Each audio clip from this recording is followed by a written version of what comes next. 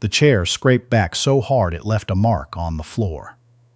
That was the first thing anyone heard when Corporal Ifeoma Adeyinka walked into the boardroom at Carleton University's Faculty of Engineering.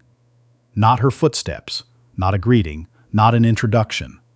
Just that chair, and then the sound of Dr. Reginald Crowe setting down his pen with the particular deliberateness of a man who wanted everyone in the room to know he was unimpressed. She was 26. She had a folder under her arm and a scar above her left eyebrow she'd stopped explaining to people. She'd done 2 tours with the Canadian Armed Forces, one of them in a forward operating base outside Kandahar, where the temperature in the equipment tent hit 43 degrees, and the communications array kept losing signal every time the wind shifted. She'd fixed it. Twice, with parts that weren't designed for that purpose, using a method she'd worked out herself on the back of a flaw. That was what the folder was about. She had come to Carleton to present her findings to the university's Applied Signal Processing Research Group. A room of 12 people, 8 of them holding PhDs, one of them being Dr. Crowe, who had published more papers on adaptive antenna theory than almost anyone in the country, and who, before Ifeoma had said a single word, had already looked at his watch. She noticed. She always noticed things like that. The department chair, a tired-looking man named Professor Hadley, introduced her briefly. Canadian Armed Forces, Signals Intelligence, honors degree in electrical engineering from RMC, currently completing a master's thesis. He said her name correctly on the second try. Crowe interrupted before Hadley had finished. "I don't mean to be blunt," he said, which meant he absolutely did, but I reviewed the abstract she submitted, and I have to say, I'm not sure what we're expecting to get out of this. The methodology she's describing isn't new. Anyone who's read Paul Rod's work from the late 90s would recognize it immediately. The room went quiet in that specific way. Rooms go quiet when someone has said something that might be true, or might be cruel, and no one is sure which yet. Ifeoma put the folder on the table.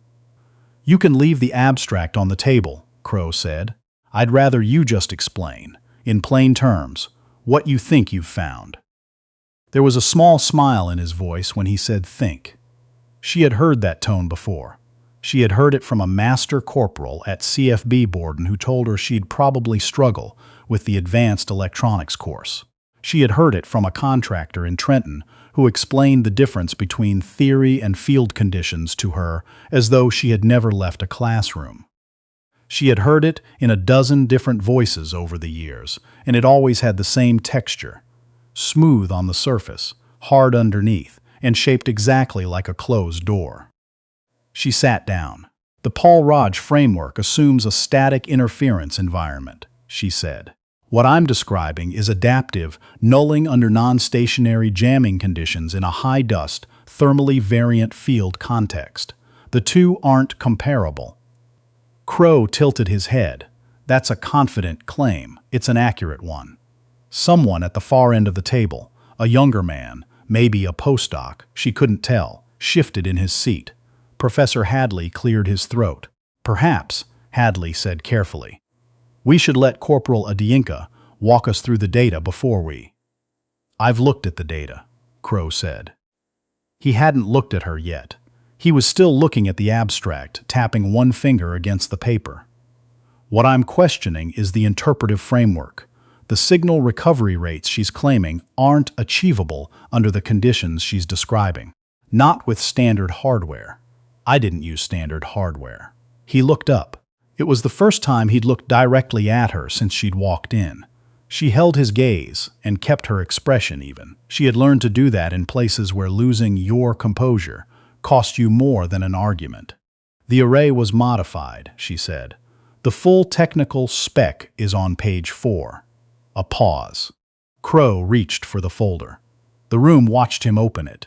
You could feel the attention in the space shift, that subtle, collective turning of focus that happens when something unexpected enters a conversation. The postdoc at the far end sat up slightly. A woman with reading glasses halfway down her nose leaned forward. Crowe read for a long time. longer than he'd probably intended to. She watched him. She watched his fingers stop tapping. Here is what had happened in Kandahar, though she did not say any of this in the boardroom, because it wasn't the point, because the data said it better than any story could. It was the 3rd week of August, and the jamming had started again. Not random noise this time, but something structured, something that suggested a pattern she recognized from a briefing she'd read 6 months earlier, and mostly forgotten. The standard countermeasure protocol wasn't working. It hadn't been working for 2 days. 2 days of degraded communications in a forward position where communication wasn't optional, where it was the difference between a team getting extracted safely and a team not getting extracted at all. She'd been awake for 31 hours at that point. She'd taken the antenna array apart, looked at it, and thought about a modification she'd read in an academic paper. The kind of paper that circulates among signals people, dense with mathematics, rarely implemented in field conditions because the hardware tolerances required were considered impractical. She thought the tolerances might not matter as much as the paper assumed. She thought the dust and thermal variance might actually help, in a specific way she couldn't fully articulate at the time but could feel in the data. She was right. Signal recovery hit 91% within 40 minutes of the modification. The captain had come in, looked at the readouts, and said very quietly, "How?" She'd shown him the modification. He'd taken a photograph of it. She hadn't thought about it much after that. There'd been too much else to think about, until she got back to Canada and started her master's. And her supervisor told her to write up anything from her service that might be academically significant. She'd written it up. The folder on the table was what that looked like. Crowe closed the folder. He didn't say anything for a moment. Outside the window, a maintenance crew was doing something to the roof of the building across the courtyard, and the sound of it, low, rhythmic, distant, was the only thing in the room. "The thermal compensation calculation," Crowe said finally, "on page 7. Yes, you derived this in the field. In a tent. Yes." Another pause. "This is not," he said slowly, "the standard approach. No, the standard approach would have failed here." It wasn't a question. He was reading as he spoke, his voice flatter now, the performance of skepticism draining out of it the way color drains from fabric left too long in the sun. "The standard approach did fail," Ifeoma said, "for 2 days. Then I tried something else." The woman with the reading glasses, Dr. Ellard, whose name Ifeoma had seen on papers about array signal processing, said, "Can you walk us through the compensation formula? The derivations specifically?" Ifeoma stood up. She went to the whiteboard, and this is the part that people who weren't in the room would later hear about secondhand and struggle to fully picture, because it wasn't dramatic in the way that sounds dramatic when you describe it.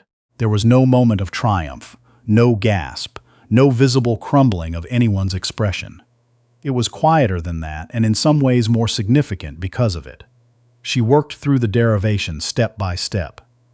She wrote in a clear hand, explained her reasoning as she went, answered 2 questions from Dr. Ellard, and 1 from the postdoc whose name she still didn't know. The room asked good questions. She gave good answers. It took about 20 minutes. When she finished, she put the marker down and turned around. Crowe was looking at the board. "You have an error," he said. The room stilled. "Page 9, he said. "The boundary condition. You've written it as if the interference floor is fixed, but under the conditions you're describing, it wouldn't be. It would drift." Ifeoma looked at the board. She looked at page 9. She thought about the tent, the temperature, the way the interference had behaved, not steadily, not predictably, but in pulses, in waves, in a rhythm she had noticed and accounted for by feel rather than by formula, because there hadn't been time for formula. "It drifts," she said. "Yes, I accounted for that in the algorithm implementation. I didn't capture it correctly in the written derivation." "A beat. The written derivation," she said, "is wrong. The implementation is correct. I can show you the field logs." Crowe looked at her. "The field logs," he repeated. "I kept logs the entire time. Time-stamped signal data, modification sequence, output readings. Everything." She reached into the folder, found the appendix, slid it across the table toward him. Page 14. He took it. He read it. Dr. Ellard said quietly, to no one in particular, "The implementation accounts for the drift. She built it into the adaptive loop." "Yes," Ifeoma said. "I just didn't write it down that way. Because you did it by feel," Ellard said. "Because I did it at 3 in the morning with sand in my eyes and a team waiting on a signal, yes." The postdoc laughed. Not unkindly. The laugh of someone who has never been in a situation like that but can suddenly picture it. Crowe set the appendix down. He looked at the board again. He looked at the folder.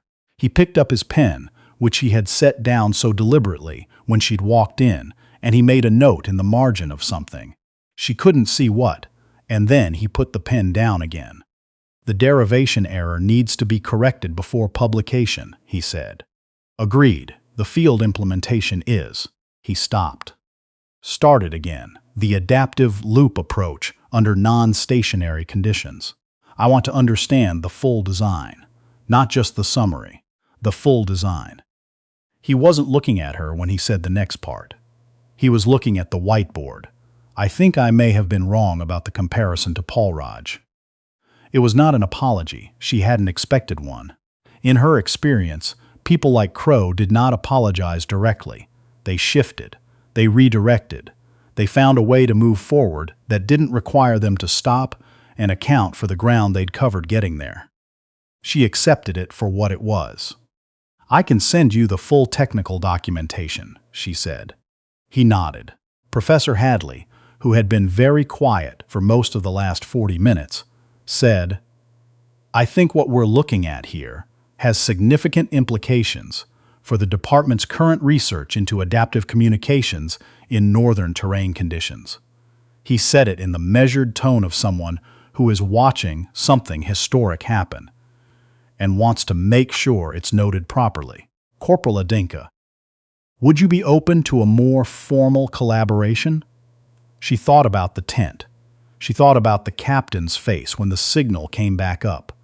She thought about the fact that she had spent 2 years writing this down, cleaning it up, turning lived experience into language that a room like this one could receive, and that she had done it knowing full well this room might refuse to receive it. She thought about the chair scraping back when she walked in. "Yes," she said. "I'm open to that." The meeting ended 30 minutes later. People filed out slowly, the way they do when a room has had something unexpected in it and no one quite wants to be the first to leave. Dr. Ellard stopped on her way out and said she'd like to cite the field implementation work in an upcoming paper, if Ifeoma was amenable. The postdoc, his name was Callum, she found out, a second-year PhD student from Winnipeg, asked if she'd be presenting at the Signal Processing Symposium in Ottawa in the fall. Crowe left without saying anything else. At the door, he paused. He didn't turn around. He just paused, one hand on the frame, and then he walked out. She stood at the whiteboard for a moment after everyone else was gone, looking at the derivation. She found a marker and corrected the boundary condition, fixed what was wrong. It took 11 seconds.